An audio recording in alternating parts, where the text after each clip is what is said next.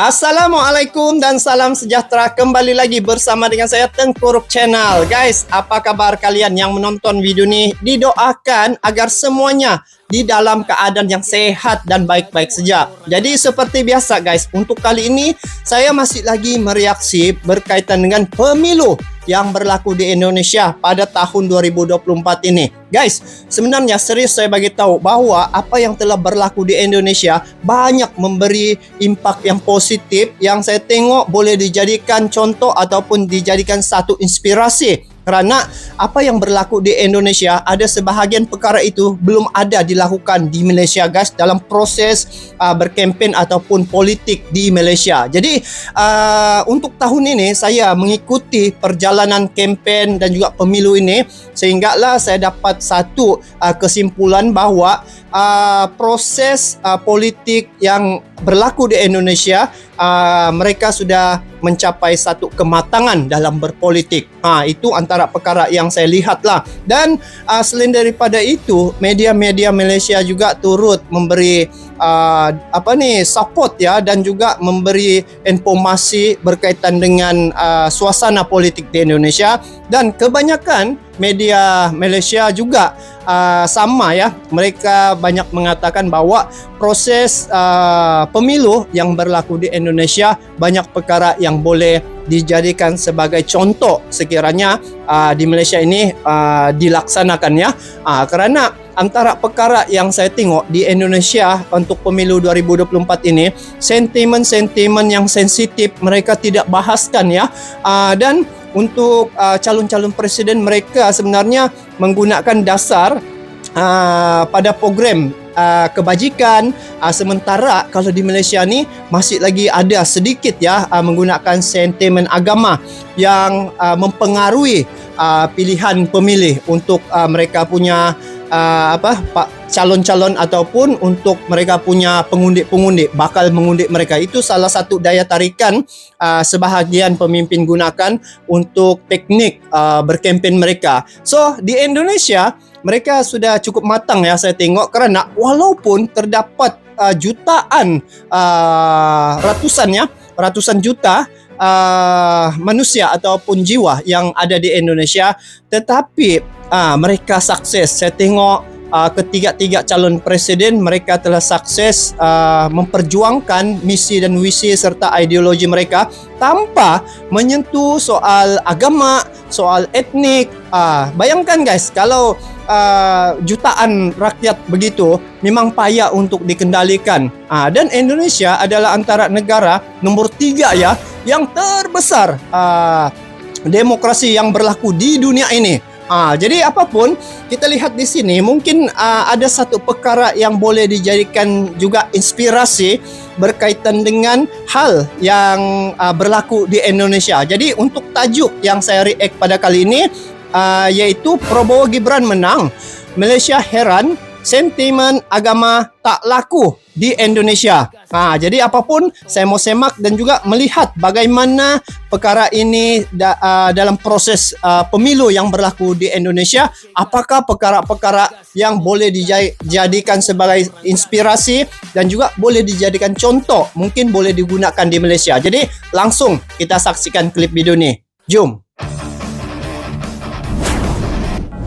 Malaysia bahas pasca pemilu Indonesia.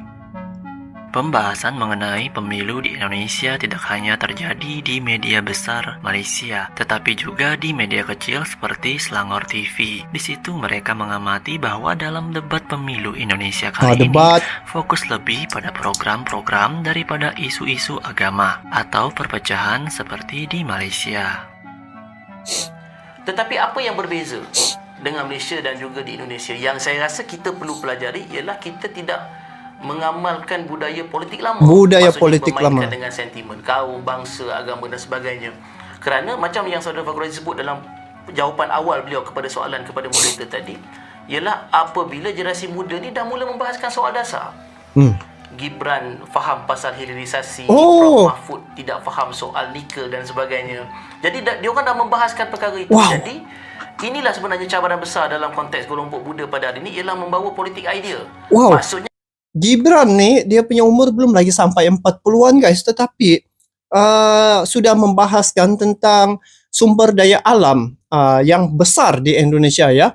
Ini kiranya pemikiran sudah jauh nih guys. Bukan sudah soal kedudukan dan juga kepentingan pribadi, tetapi jangka masa yang panjang. Lihat apabila disebut hilirisasi, inilah perkara yang boleh menjana pendapatan Indonesia sebenarnya. Sekiranya berlaku proses hilirisasi, keuntungan ataupun nilai tambah tu berlipat-lipat kali ganda tu guys, berbanding dengan mengekspor dalam keadaan bahan mentah. Jadi ini satu proses pemikiran matang dalam berpolitik, dan juga fakta itu adalah untuk dasar bagaimana menambah nilai untuk pendapatan negara. Memang mantap saya tengok dari segi hujah tu. Kita bertekak, kita bergasak, tetapi jangan kita kesampingkan perihal idea dan membahaskan apa yang parti yang kita sokong nak bawa ke depan. Betul. Ketimbang kita membincangkan parti ini membawa bangsanya apa ataupun agamanya apa, kita kena tinggalkan. Dan menariknya, walaupun Anies ini dilabelkan dengan politik identitas usai kemenangan beliau di dalam pilihan raya gubernur pada 2017, itu tidak melekat pada beliau dalam pilihan raya pemilu kali ini. Betul. Maksudnya orang membahaskan soal dia nak berbanding hanya membangunkan IKN, dia nak membangunkan 40 kota di Indonesia yang sama macam IKN. Orang membahaskan soal itu. Nak membangunkan 20 stadium yang sama macam JIS di kota-kota di Indonesia. Maka orang tidak bercakap lagi soal dia disokong oleh kelompok-kelompok far right tertentu di Indonesia. Tidak. Benda tu terus hilang. Kerana perbahasan dah perihal idea dan bercakap soal politik pembangunan dan politik dasar. Itu yang saya nampak wajar kita ambil teladan daripada Tengok negara guys, kita. perlu diambil teladan.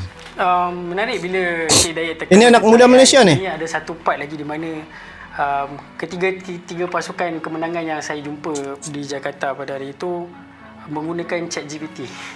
Wow. Ini satu perkara yang menarik ChatGPT. kerana anak muda lebih mendekati Google daripada ibu bapa untuk cari jawapan.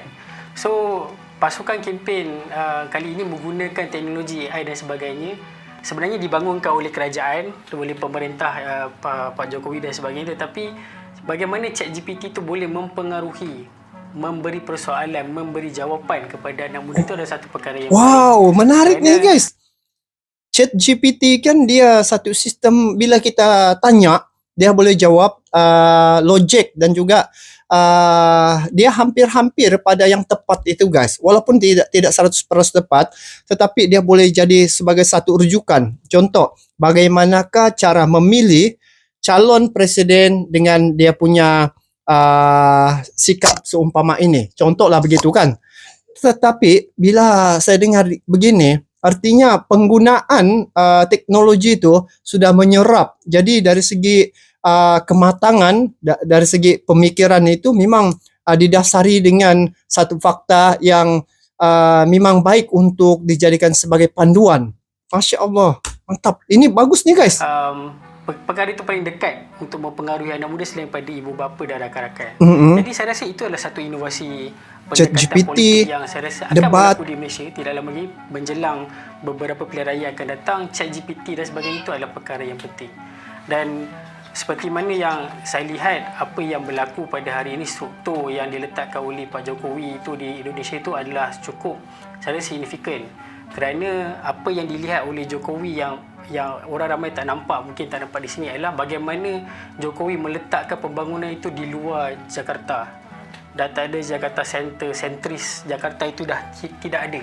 Kebanyakan bansos atau bantuan sosial, infrastruktur dari segi jalan raya, pembangunan, even infrastruktur dari segi pengangkutan awam berlaku di Sulawesi, di Papua, di Kalimantan dan sebagainya. Itu membuka mata kepada menyentuh hati masyarakat Indonesia di mana mereka mendapat seorang presiden yang memahami keperluan ekonomi di luar Jakarta itu sendiri. Tengok kan, walaupun Pak Jokowi hampir bersara ya dari dia punya kepresidenan itu, masih lagi diinspirasi atau dikagumi ya cara dia membawa Indonesia tu, bagaimana dia mentadbir Indonesia tu. Jadi sekarang mungkin jatuh pada anaknya bersama dengan Pak Prabowo. Mungkin itu ada satu hikmah tu guys, kenapa Gibran jadi wakil presiden begitu. Ada hikmah juga tu guys.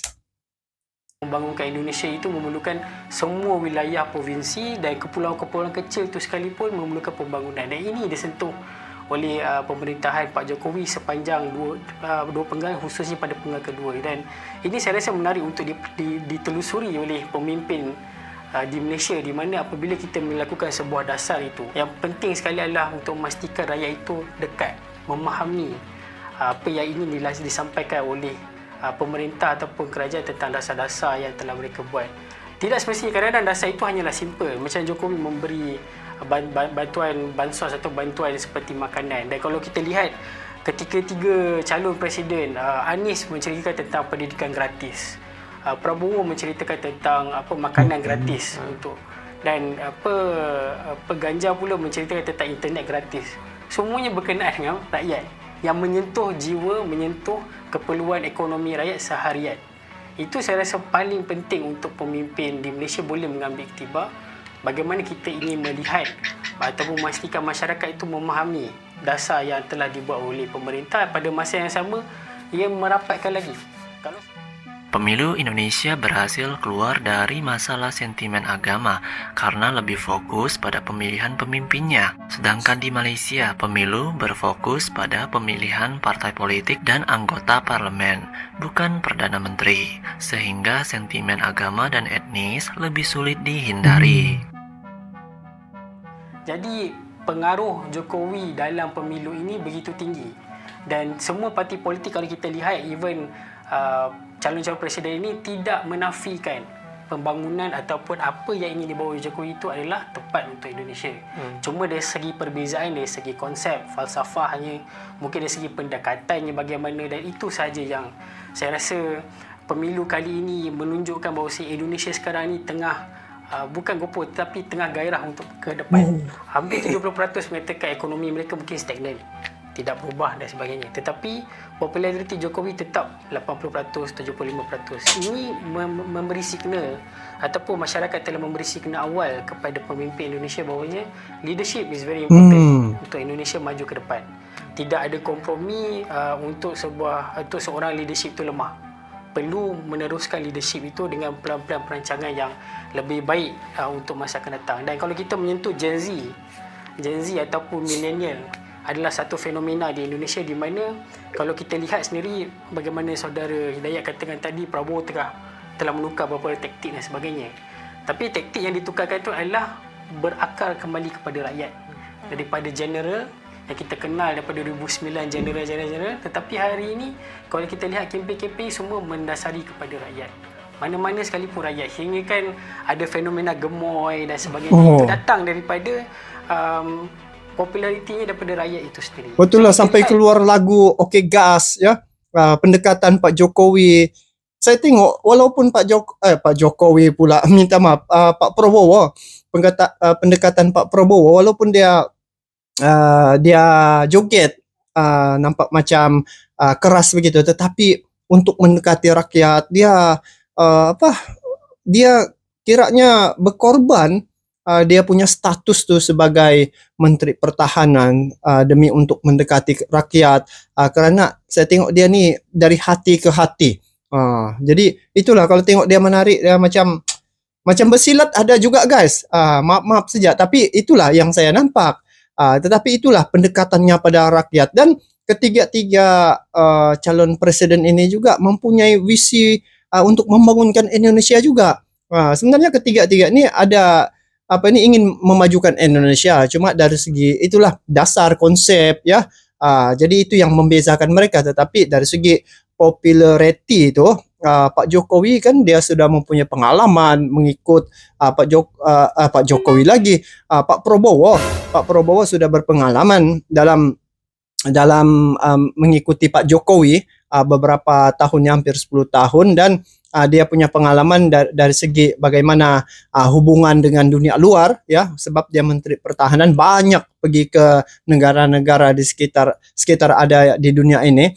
Jadi itu adalah satu kelebihan Pak Prabowo, karena dari pengalaman itulah bila dia mentadbir negara, dia ada sudah connection dengan negara-negara asing. Jadi bila dia jadi presiden, andai kata dia jadi presiden, Jadi dari segi hubungan tu sudah ada sedia connection. Terdapat kesinambungan di antara kehendak di masyarakat yang ada di lapangan dengan kepimpinan yang berada di atas Pak Ganjar. apa yang aspirasi yang mereka ingin lihat Ramai. calon-calonnya. Kalau kita katakan Prabowo saja pun juga tidak semestinya, tapi kalau kita lihat Anies, satu benda yang saya rasa agak unik kerana pada awal kempen calon presiden, dan dia juga adalah Anies adalah antara orang yang terawal mencalonkan diri sebagai calon presiden. Kalau kita lihat Anies pada ketika itu di tangga ketiga. Tetapi selepas perdebatan, selepas kempen selama 75 hari ini, kita dapat melihat bagaimana pasukan kemenangan Anies boleh mengatasi Ganjar dengan Mahfud di tangga kedua.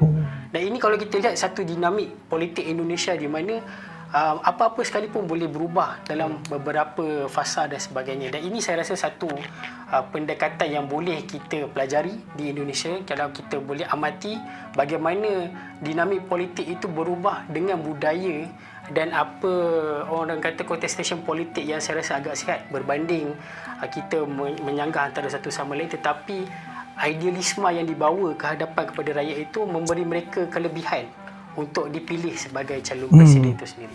Kepada will this be another era pasca Jokowi yang akan dilalui oleh Indonesia? Sebab itu dalam politik Indonesia kali ini sebenarnya dia ada satu istilah yang menjadi perdebatan di kalangan kelompok-kelompok nasionalis, iaitu istilah yang dikenalkan oleh Parti Solidaritas Indonesia yang kebetulan sekarang ni ketua umumnya adalah anak bongsu Jokowi, iaitu Kaisang Pangarep, iaitu Jokowism.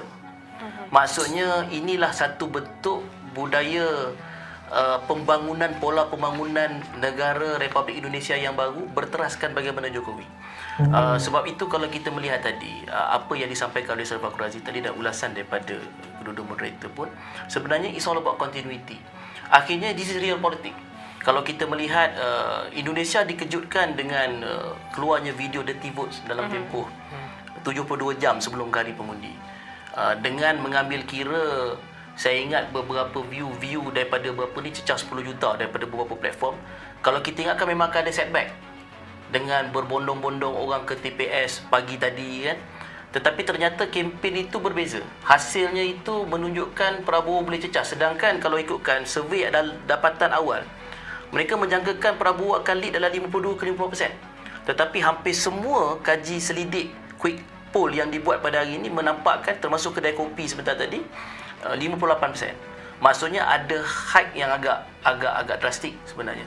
Jadi akhirnya kita tidak boleh kita tidak boleh menolak hakikat bahawa di peringkat akar rumput ataupun akar umbi mereka menerima pendekatan yang sifatnya populis, yang memang itulah yang digagaskan oleh Jokowi. Sebab Jokowi ni tahun 2014 kempen dia Jokowi adalah kita. Sebab dia nak bezakan diri dia dengan bekas-bekas jeneral, bekas-bekas anak-anak tokoh Megawati Soekarno Puteri dan sebagainya. Dia datangkan Jokowi oleh kita, dan continuity itu berjaya dibawa ironinya oleh orang yang bernama Prabowo yang satu ketika melawan dia. Kerana sebab itu tadi bila dia bawa sentimen gemoy dan sebagainya, malah Gibran pun ada nickname Samsul kan, maksudnya nak menampakkan dia tu kampungan supaya dia tu dilihat merakyat di bawah tu. Maka benda tu ada kesinambungan. Tengok. Demikianlah sudut pandang kaum muda Malaysia terhadap pemilihan umum di Indonesia. Dan untuk pasangan Prabowo Gibran sudah fix menang. Karena data real count-nya saat ini sudah masuk di atas 60%. Dan Prabowo Gibran di 57%-an. Tidak bisa dikejar lagi. Amin.